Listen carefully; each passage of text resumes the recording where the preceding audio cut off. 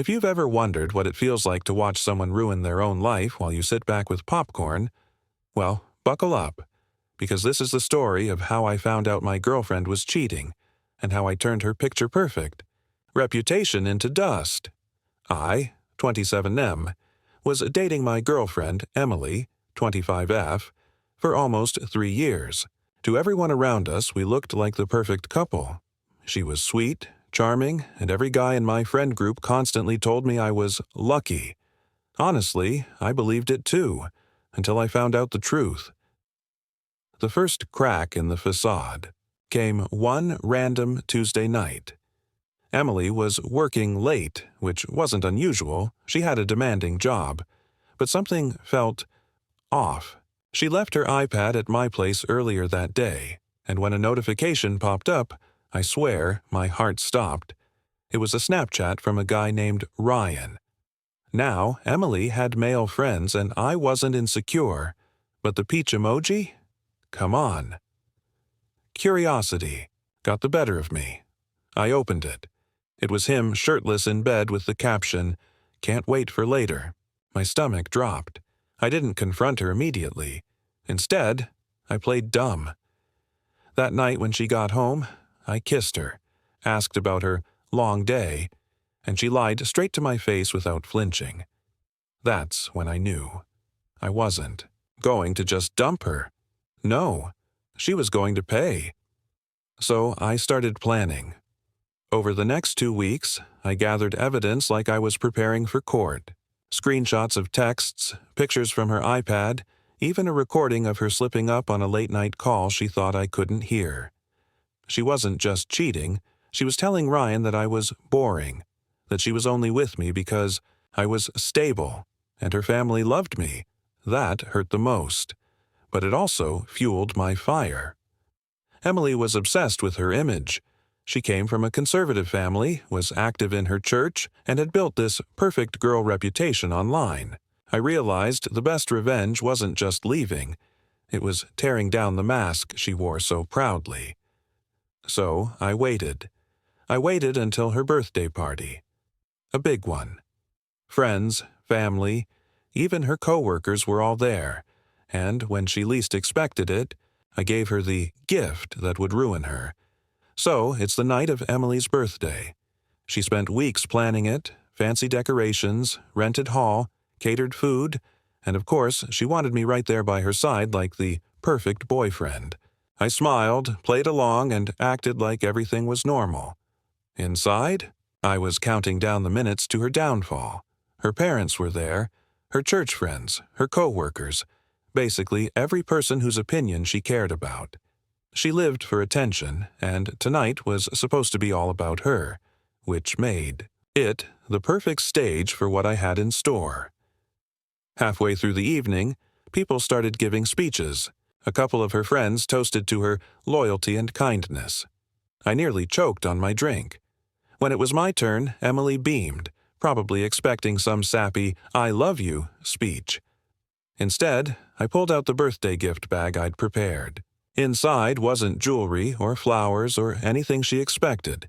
It was a small projector and a USB stick. "Emily," I said, smiling, "I wanted to give you something really special. A way for everyone here to see the side of you that I get to see when we're alone." She looked touched. The crowd, awed.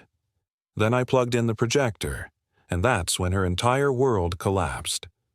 On the screen appeared a slideshow, screenshots of her text with Ryan, Snapchats, and finally, the audio clip where she giggled about me being boring and how she was only keeping me around to look good in front of her family. The room went dead silent. Her father's face turned red with anger. Her mother gasped so loudly you could hear it over the projector fan. Her coworkers looked like they were watching a car crash in slow motion. Emily froze. She didn't cry, didn't scream. She just stood there, trembling, trying to figure out how to salvage this. Then Ryan's name popped up on screen one last time. "Can't wait for you to sneak out tonight. He's probably too stupid to notice. Anyway, that's when she broke. She ran up to me, whispering harshly, "Turn it off. Please, you're humiliating me." and that's when I delivered the final line that I had been saving for weeks. "I'm not humiliating you, Emily. You did that to yourself. I'm just letting everyone else see the truth." The crowd erupted. Some people were whispering, others were shaking their heads, and her father stormed out of the hall. Emily collapsed in a chair, mascara running, mumbling excuses nobody believed. Walked out of the party to a standing ovation from her coworkers. One guy even patted me on the back like I'd just won a championship. But here's the twist. What I didn't know at that moment was that Emily had been hiding something bigger than just Ryan. And I was about to find out in the most shocking way possible. I thought the birthday party exposé was the grand finale. Emily's reputation was in ashes, her family disowned her on the spot, and Ryan ghosted her the second things blew up. Honestly, I figured that was the end. But a week later, I learned the universe had a much darker surprise in store. It started with a phone call. One of Emily's coworkers, let's call her Jenna, reached out. She'd been at the party and wanted to fill me in on something. I was skeptical at first, but when she dropped the bomb, my jaw hit the floor. Apparently, Emily wasn't just cheating with Ryan. She had been messing around with two other guys from her office, one of whom was, wait for it, her boss. And she wasn't doing it for love. She was doing it for promotions, perks, and leverage. Suddenly, everything clicked. Her late nights at work, the expensive handbags I knew I didn't buy, the mysterious spa days. She wasn't just unfaithful. She was running a whole con. I'll admit, for a moment I felt stupid. Like, how could I not see it?